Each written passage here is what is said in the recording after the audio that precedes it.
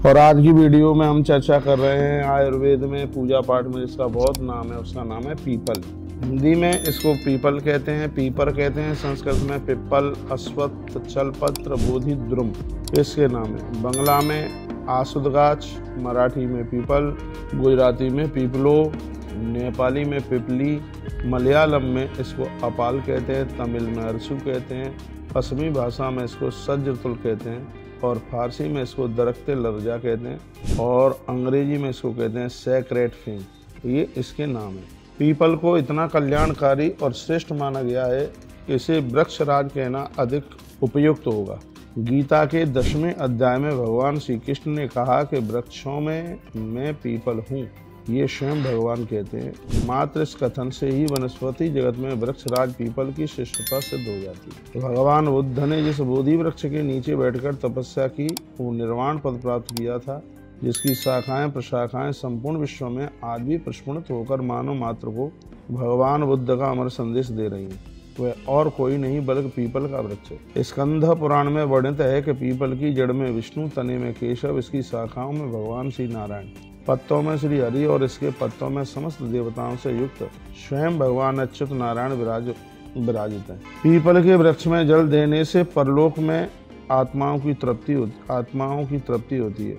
कार्तिक कृष्ण पक्ष, श्रावण कृष्ण पक्ष एवं चैत्र शुक्ल पक्ष की 14 को इस पर जल अर्पित करने से पितरों का तारण हो जाता है। पीपल एवं नीम साथ साथ हों तो इन पर जल चढ़ाने से पति और पत्नी में प्रेम बहुत बना रहता है। एक बार प्रश्न हो गए, पीपल और नीम दोनों साथ साथ हों तो इन पर जल चढ़ाने से पति पत्नी में प्रेम बना रहता है। इसकी 108 परिक्रमा सर्व पापों का हरण करने में सक्षम होती है। यह परिक्रमा प्रत्येक शनिवार को प्रातः काल स्नान आदि से निवृत्त होकर के कर लेनी चाहिए। 7, 11, 21, 51, 108 जितना आप कर सकते हैं कीजिए। जो व्यक्ति 108 परिक्रमा ना कर सके उनके लिए 27 परिक्रमा आप कर लें तो ये बहुत ज़्यादा अच्छा हो जाएगा।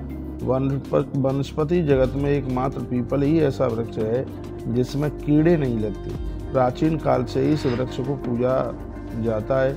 इस वृक्ष में प्राणवायु शुद्ध करने का एक विशेष गुण है जिसे आज के विज्ञान ने स्वीकार किया। कई भारतीयों का तो यहाँ तक विश्वास है कि पीपल के नीचे गौमूत्र से स्नान करने वाले का मोक्ष हो जाता है। सैकड़ों यज्ञादि करने से जो पुण्य प्राप्त होता है वह मात्र पीपल का एक बार पूजन करने से सुलभ हो जाता है।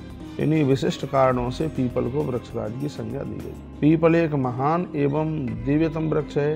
श्रीमद् भगवत गीता के 16वें अध्याय में भगवान ने कहा कि वृक्षों में मैं पीपल के अनेकानेक औषधीय, पौराणिक एवं दिव्य प्रयोगों को देखते हुए इसे वृक्षराज भी कहा जाता है। इसकी बहुत बड़ी महिमा है। आइए अब हम इसके कुछ औषधीय गुण बताते हैं जिसे सुनकर के बड़ा आनंद होगा। आयुर्वेद के अनुसार पीपल कसैला, शीतल, मधुर, भारी, रुक्ष, शरीर का वर्ण निखारने वाला, कफ, पित्त एवं रक्त दोष नष्ट करने वाला एवं पौष्टिक गुण युक्त होता है। इसके फल आंशिक रेचक और पाचन क्रिया को तीव्र करने वाले तथा प्रमेय, प्रदर, बहुमूत्र एवं योनि रोगों में लाभकारी होता है। वृक्ष की अंतरछाल स्तंभक एवं वीरवर्धन करने का गुण इसमें रखती है। इसके अतिरिक्त सभी प्रकार की दुर्बलता, रक्त विकार एवं चर्म रोगों में, मूत्र विकारों में, चिकियाना, दंत और मसूड़ों के दर्द का निवारणार्थ, स्त्रियों के प्रदरादि रोगों में, यकृत, पीलिया की व्याधियों में और यहाँ तक कि नारी की बांझ स्त्रियों को संतान प्रदान करने में ये बहुत बड़ा गुणकारी है। इस वृक्ष के कुछ औषधीय प्रयोग हैं जो हम आपको निवेदन कर रहे हैं, वो आप सुन लीजिएगा। हिचकी को रोकने के लिए ये वरदान है। पीपल वृक्ष की अंतरछाल को जला करके बनाई गई भस्म राख ताजे जल के साथ लेने से तत्काल हिचकियों में लाभ हो जाता है। देर नहीं लगती। इस भस्म को सुविधा के अनुसार बनाकर सुरक्षित रख सकते। स्त्री रोगों में मात्र पीपल के एक पत्ते को दूध में उबालकर पीने से माताओं के अनेक रोग दूर हो जाते हैं। इस प्रयोग में नित्य पीपल के एक ताजे पत्ते को लेना चाहिए। इससे बहुत बीमारियां, नारी का बांझपन तक दूर हो जाता है। इसको उबाला जाता है दूध में, फिर उसको पिया जाता है दिन में 2 बार, सुबह और रात्रि को सोते समय। रोग प्रतिरोधक में तो कामयाब है ही है। जिस नारी के उदर में गर्भ टिकता नहीं है, गर्भ में संतान आती है और समाप्त हो जाती है, उनके लिए भी दूध में पीपल उबाल करके और फिर उस दूध को लेने की बात आयुर्वेद में भी कही है। रोग प्रतिरोध में नित्य प्रातः निराहार थोड़ी सी पीपल की कोपलें चबा करके खा लेने से शरीर की अनेक व्याधियां नष्ट हो जाती हैं तथा शरीर की रोग प्रतिरोधक क्षमता में पर्याप्त वृद्धि होती है। प्रत्येक बार प्रयोग में 3 से 4 कोपलें ही पर्याप्त। दांत एवं मसूड़ों के लिए वरदान है। पीपल एवं बरगद की अंतर छाल का काढ़ा बनाकर कुल्ला करने से सभी प्रकार के दांत एवं मसूड़ों के रोग समाप्त हो जाते हैं। मसूड़ों की सूजन, रक्त का आना, मवाद मसूड़ों में होना, ये इस प्रयोग से समाधान हो जाता है। सर्प विष पर अनेक स्थानों पर सर्प विष उतारने हेतु पीपल के पत्तों की डंठलों का उपयोग किया जाता है। गर्भाशय शोधन में भी रजोनिवृत्ति के पश्चात 5 दिनों तक मात्र पीपल की एक पत्ते को दूध में उबालकर पीने वाली माताएं, उनका गर्भाशय शुद्ध होता है तथा उसमें गर्भास्थापना होने पर उत्तम संतान की प्राप्ति होती है। गर्भ स्थापना तक प्रत्येक माह यह प्रयोग करना चाहिए। यह पीपल की अपने आप में बहुत बड़ी महिमा है। पीपल के ज्योतिषीय महत्व भी है। जिस व्यक्ति को देव दोष हो अथवा अन्य ग्रहों में कष्ट हो, उसे प्रत्येक गुरुवार के दिन प्रातः काल स्नान आदि से निवृत्त होकर पीपल के नीचे एक आटे का दीपक जिसमें घृत भरा हो दिया जलाना चाहिए। साथ ही पीपल वृक्ष के नीचे ही कुछ शक्कर अथवा मिष्ठान भी डालना चाहिए चींटियों के लिए। इससे कष्ट दूर हो जाते हैं। जिस व्यक्ति को देव दोष हो यानी उनके ग्रहों की प्रतिकूलता हो तो ये गुरुवार के दिन किया जाता है। जहाँ पीपल और बरगद के वृक्ष एक दूसरे के साथ चिपटकर लगे हों, ऐसे संयोग की परिक्रमा करने से तथा उसकी छाया में नित्य कुछ समय तक विश्राम करने से प्रयोगकर्ता के समस्त ग्रह दोष समाप्त हो जाते हैं। पीपल और बरगद दोनों एक साथ। तो अभी मैंने थोड़ी देर पहले आपको बोला था, जहाँ नीम और पीपल दोनों हैं, उनकी परिक्रमा करने से पति पत्नी में भारी प्रेम बढ़ता है। लेकिन जहाँ पीपल और बरगद दोनों हैं तो उनकी परिक्रमा करने से, वहाँ नीचे विश्राम करने से जन्म पत्री के दोष समाप्त हो जाते हैं। पीपल वृक्ष को जो व्यक्ति काटता है, दुर्भाग्य उसका साथ उसी क्षण से पकड़ लेता है।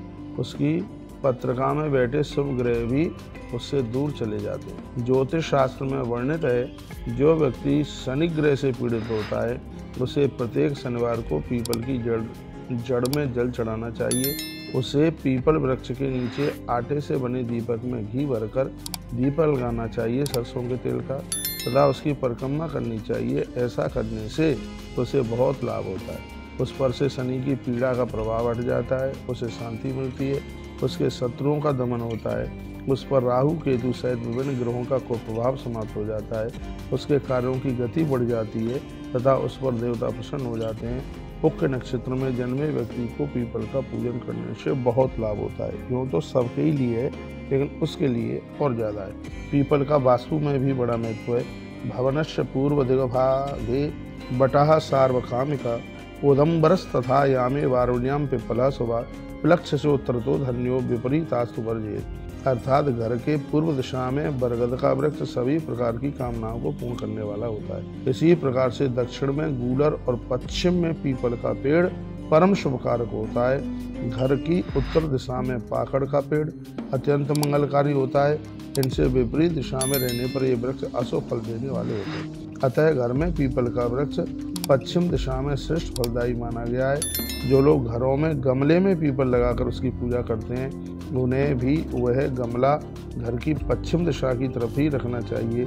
इसी प्रकार गमले में यदि बरगद लगाया हो तो उसे पूर्व में रखें। इनकी महिमा को आप जरूर समझें। घर में बाउंड्री के अंदर जमीन में पीपल मत लगाइए, उसे आप गमले में रखिए, जिसको उठाकर इधर उधर रख सकते हैं। क्योंकि पीपल के वृक्ष के नीचे यदि किसी ने बाथरूम मलमूत्र का विसर्जन किया हो तो उसमें हानि की स्थिति होती है। इसलिए गमले में ज़्यादा प्रभावकारी है। रोज इसका दर्शन करें, वंदन करें, पूजन करें।